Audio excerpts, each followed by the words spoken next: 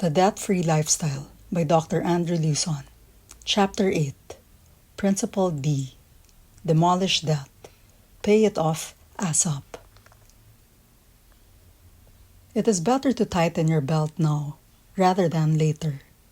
Endure hardship now while you're still young, able, and healthy.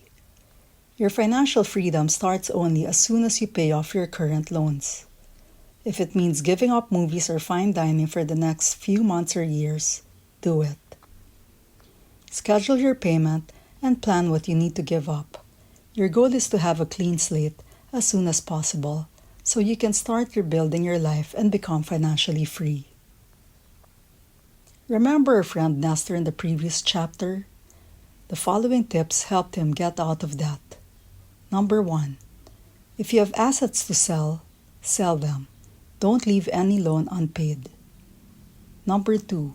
Don't run away. Remember that if you are sincere in paying, credit card companies can be compassionate. They can help you reduce your long overdue unpaid loans. Settle with them and end your nightmare. Number 3. Negotiate. Know that credit card companies can sequester your properties, including your house and car. Nestor witnessed one of his colleagues being handcuffed by collectors. Instead of waiting for this to happen, talk to your credit card company to let them know that you sincerely want to pay your debts. Negotiate an amount that you can handle and let them know how you plan to pay. Number 4. Budget your money well. Pay your loans and your tithes. Save and spend the rest for operational expenses and emergencies. Number 5. Simplify your lifestyle, especially your food habits. Plan healthy and inexpensive meals to cut down on food costs. Number 6. Manage the resources God has given you. Remember Lena of Chapter 7, who in her desire to help some people incurred a total credit card loan of $500,000, which then ballooned to 1.2 million pesos due to interest charges? Lena said she felt God's mercy and grace as He gave her the wisdom to slowly but surely demolish her debt. Lena started paying people first, beginning with the smallest amount she owed up to the biggest. She finished paying 6 friends within the first year. 3 of these friends stood by her through thick and thin and celebrated the day she was able to pay off the rest of her debts. Next, she paid the credit card companies, starting with the one that had the smallest balance. Even when collectors called on her regularly, she kept on humbly asking for understanding, assuring them that she would not run away. "I'm in the office. You can just call me here." For the next 5 years, Lena strictly budgeted her salary to include credit card payments. She praised God that she managed to keep her job. Her mother covered for all her transportation and food allowance. Restraint and self-control helped her pay back her debts, thus enabling her to pay off her total debt of 1.2 million pesos in 5 years. She praised God that she was able to pay off her debt. Lena testified that there were times when she was about to pay the balance, the credit card company would call her and grant her amnesty. This reduced the interest amount significantly so that she was able to pay a much smaller balance than what was on paper. Some companies made her pay only 30% of the interest instead of the 100% that was expected from her.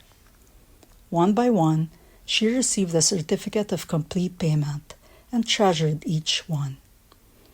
On her last credit card payment, Lena relates what happened. "In the 5th year of paying my debts, I declared by faith that I would be completely debt-free before the end of that year. I prayed and waited for another 50% amnesty.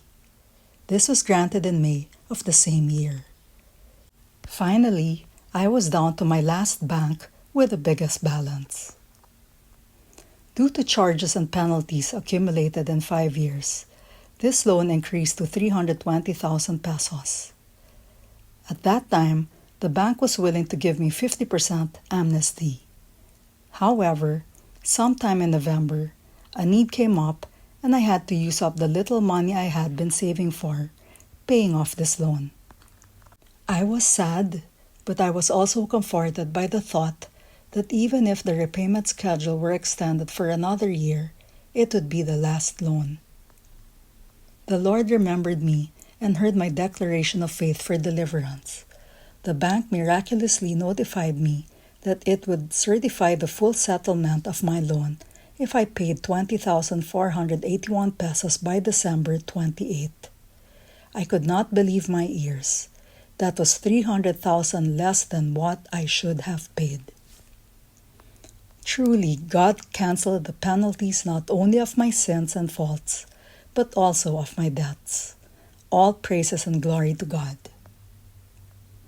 Today, Lena is totally debt-free, owns her own condominium unit, and is able to invest in other things. God has been so good to her indeed. Our story. In the years of turmoil before the 1986 EDSA revolution, the Philippine peso had been devaluating. The central bank was issuing debt papers called Jobo bills, named after then Central Bank Governor Jose Jobo Fernandez, jacking up the interest to 40, even 55%. There were bank runs, many businesses closed shop, including banks, financing and insurance companies, and real estate companies. Like several real estate companies, we ran into severe liquidity problems because real estate was sold on long-term installments of many years, while loans from banks and creditors were on short-term. Because of this, we could not pay our creditors when loans were due. All banks stopped lending because most banks had liquidity problems too. We prayed earnestly, and a miracle happened. Our legal counsel, a longtime family friend, Attorney Sabino Padilla Jr., knowing that our business fundamentals were solid, approached the bank to help secure for us a loan of several million pesos. The loan approval was unilaterally given. We were so moved by this act. It is a debt of gratitude we will never forget. While some companies could not or would not even pay the interest, we continued paying the previously agreed interest rates as long as the principal was outstanding. We gave them the option to offset the loan by getting subdivision lots or condominium units. Some agreed to take our offer. Eventually, over a few years through prayers, hard work, and careful money management, all our loans were paid off. Our credit standing was not only intact, but also the creditors had greater trust in our company. Ways you can demolish debt. Number 1. Work it off with sweat and tears. Number 2. Negotiate it off with diplomacy and persistence. Number 3. Scrimp it off with belt-tightening and sacrifice. And number 4. Pray it off and experience divine intervention. Reflect. Number 1.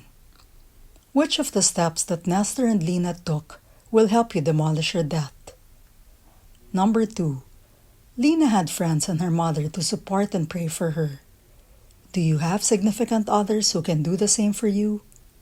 If so, list their names and humbly ask them to help you stay on course as you demolish your debt. When one is born poor, it is not easy to get out of poverty, but some people have discovered a way out. What did many remarkable persons find out to be the best way out of poverty? To answer this question, let's turn to Principle E.